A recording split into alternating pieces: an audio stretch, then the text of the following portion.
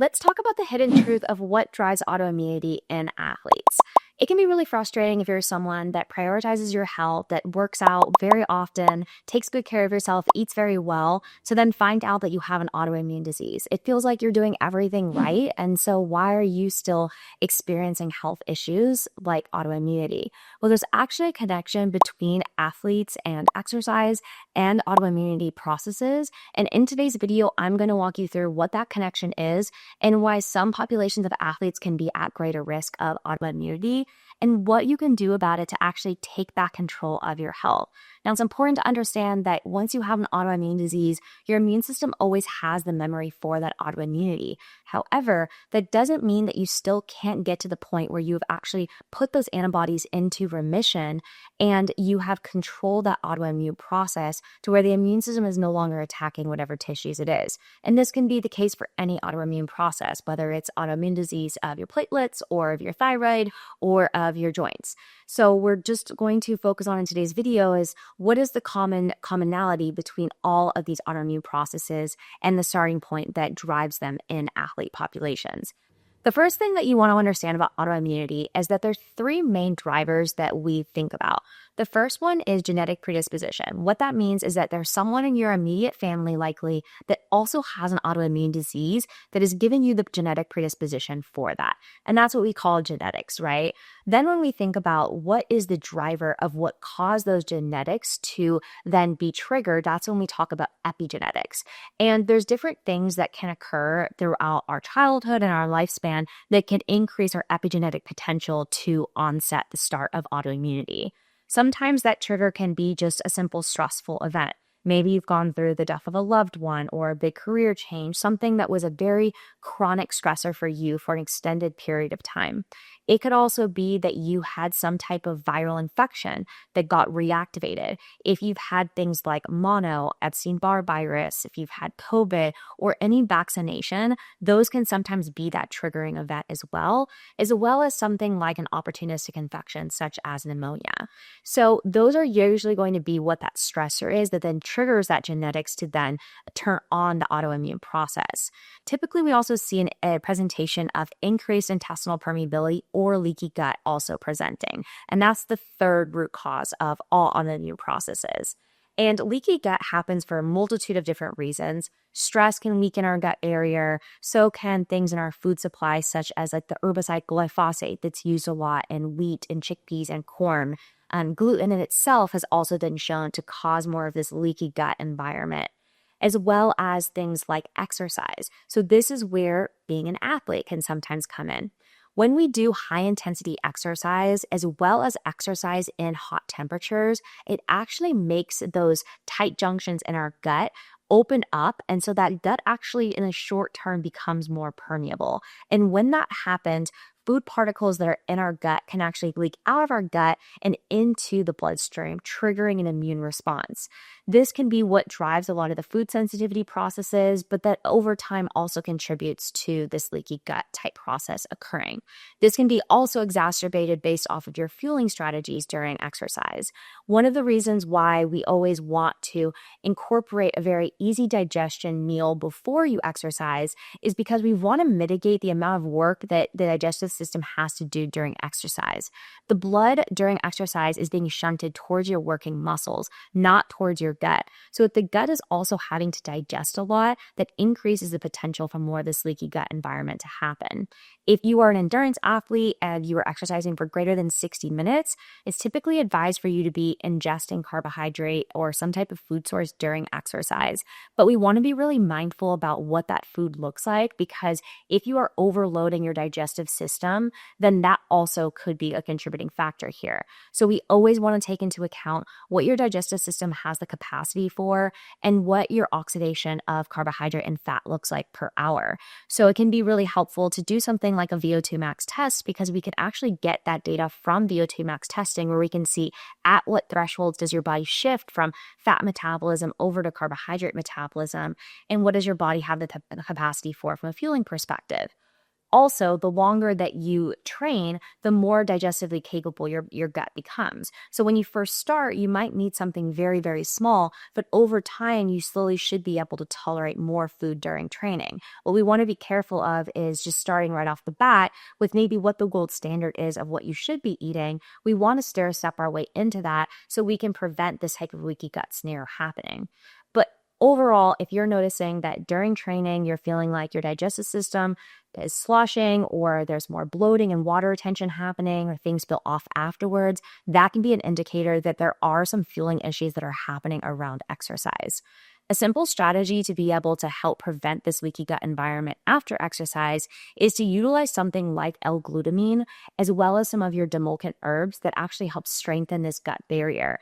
L-glutamine is a specific type of amino acid that has been shown to help strengthen that gut lining. We can also use it in conjunction with things like zinc carnosine and aloe vera, marshmallow root, to be able to give us a little bit more support tools.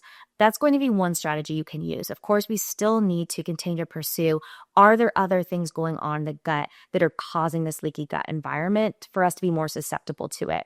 Are there things like dysbiosis, fungal overgrowth, bacterial overgrowth, pathogens in the gut?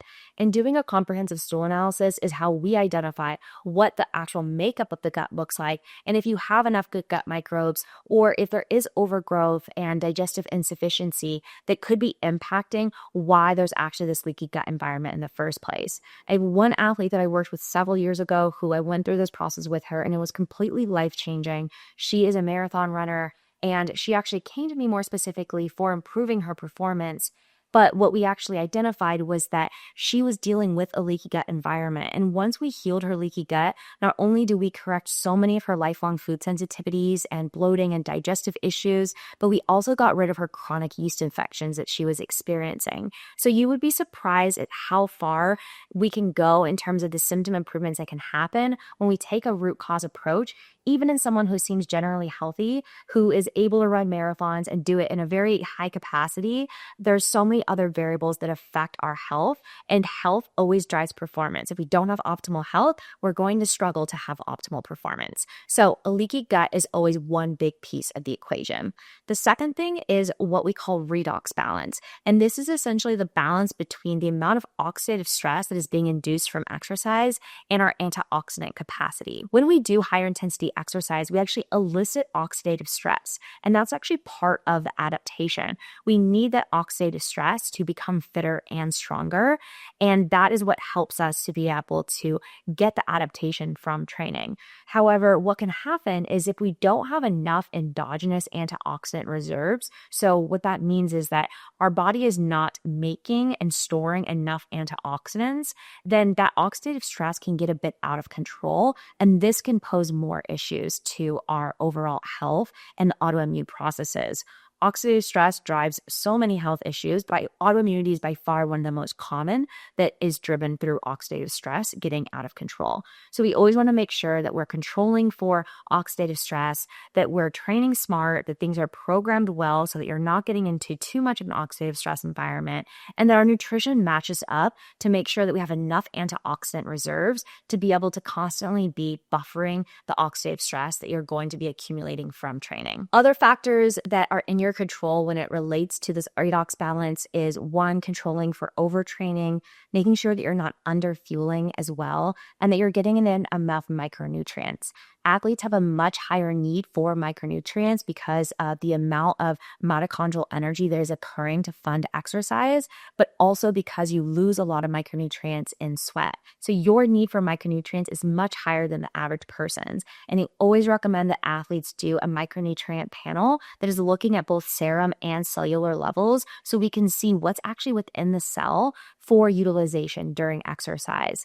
This is going to give us key insights into all of your key vitamins, as well as amino acids and mineral levels that are all very important for supporting overall hormone function, immune system function, and even just general health and performance. And finally, the last piece here is mitochondria. You might have heard of mitochondria before as being the powerhouses of your cells. And exercise is this slippery slope where exercise in the right dose actually helps build our mitochondria and strengthen our mitochondria and make more mitochondria. But exercise, when it's overdone, can actually damage our mitochondrial function and deplete us of ATP or energy. Our body needs mitochondrial energy for every process, especially the immune system. So when we are in a deficiency of mitochondrial energy because maybe we don't have enough to be able to fund our immune system and our mitochondrial needs during exercise, we get into a process called cell danger response. And in this response, the mitochondria are stressed. And when they're stressed, they actually release reactive oxygen species, which then drive this whole redox imbalance process. So even if you aren't yourself creating oxidative stress during training, if we are depleting our body of the mitochondrial energy that it needs for training, that could actually be what's driving the reactive oxygen species and this oxidative stress process. And when this happens, these act like signals that alert the body that there is a threat to the system. And this is what activates our innate immunity, which increases the risk of the autoimmune processes developing and continuing on. So essentially what's happening is that the immune system becomes chronically reactive and in this hyper-responsive state. And this hyper-responsive state then makes the immune system go into overdrive. And that's when the immune system then accidentally attacks tissue that it shouldn't. And that's when autoimmune process occurs. So what can we do to prevent this if you maybe have someone that you know has dealt with this and you are not wanting to also deal with this? First and foremost, we can get to the root cause of our gut. Keep in mind, you don't always have gut issues, even though there is leaky gut and dysbiosis in the gut. So it's always a good idea to get to the root of what's happening in the gut and strengthen your gut health as much as possible.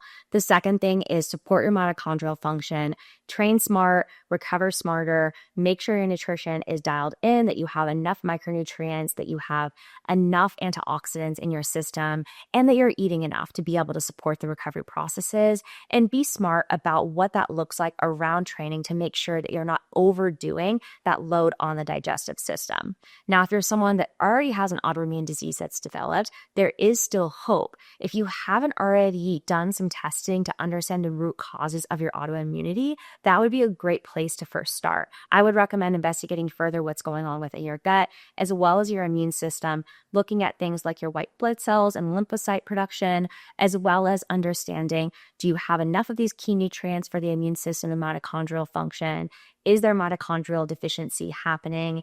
And are there any viral infections that have been reactivated, or maybe even just an overall high viral load? Because even just the process of having a lot of viruses that you've had in the past that are in very high quantities can pose an incredible amount of inflammation and burden on the immune system. And that in itself can cause some of the mitochondrial depletions that we talked about in today's video.